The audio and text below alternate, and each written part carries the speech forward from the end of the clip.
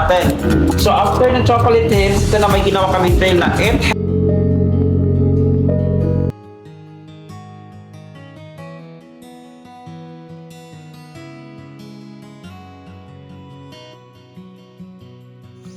Ang Chocolate Hills na matatagpuan sa Carmen, Bohol ay isa sa mga pinakatanggag na tanawin sa Pilipinas. Binubuo ito na mahigit 1,000 burol na halos magkakapareho ang hugis at sukat. Kapag sumasapit ng tag-init, nagiging kulay tsokolate ang mga damo rito, kaya ito tinawag na Chocolate Hills. Isa ito sa mga ipinagmamalaking likas na yaman ng ating bansa. Dahil sa kakaibang anyo nito, dinadayo ang lugar ng mga turista mula sa iba't ibang panig ng Pilipinas at maging ng ibang bansa. Marami ang pumupunta rito upang personal na masaksihan ang kagandahang madalas lamang makita sa larawan o telebisyon.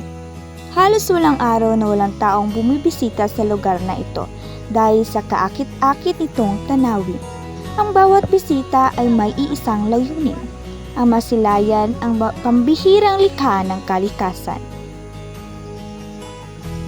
Sa aking pagpunta roon, kasama ko ang pamilya ng aking minamahal na lalaki. Mas naging espesyal ng paglalakbay dahil hindi lamang ito basta pamamasyal, kundi pagkakataon din upang mas makilala at makasama sila. Kinakailangan namin umakyat sa mahabang hagdan patungo sa viewing deck. Habang umaakyat, dama ko ang pagod, ngunit may kasamang pananabik at saya. Pagdating namin sa itaas, napawi ang lahat ng pagod nang bumungad sa amin ang napakagandang tanawin ng magkakatabing burol. Sabay-sabay kaming humanga at kumuha ng mga larawan upang maging alaala ang sandaling iyon. Sa ibaba naman ng tanawin ay may mga rides sa sasakyan upang mas maging makabuluhan ang bakasyon sa lugar na ito. Tulad ng ATV na maaari namin subukan upang ikutin ang iba pang tanawin at libutin ang lugar gamit ang ATV rides.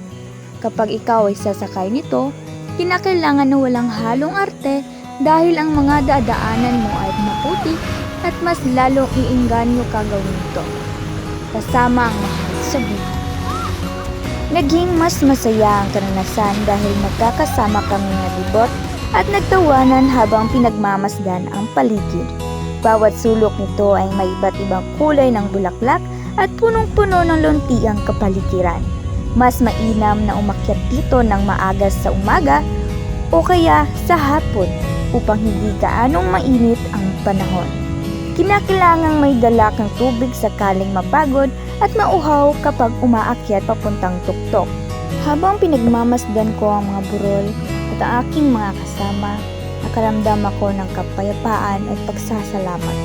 Presko ang hangin at tahimik ang kapaligiran. Sa huli, ang pagbisita ko sa Chocolate Hills ay hindi lamang isang simpleng paglalakbay. Ito ay naging aral sa akin na pahalagahan at pangalagaan ang ating likas na yaman. Nagpagtanto ko na ang kagandahan ng ating bansa ay dapat ingatan upang patuloy itong mapakinabangan at maipagmamalaki sa susunod na henerasyon. Ang karanasang ito ay mananatiling mahalagang alaala sa aking buhay.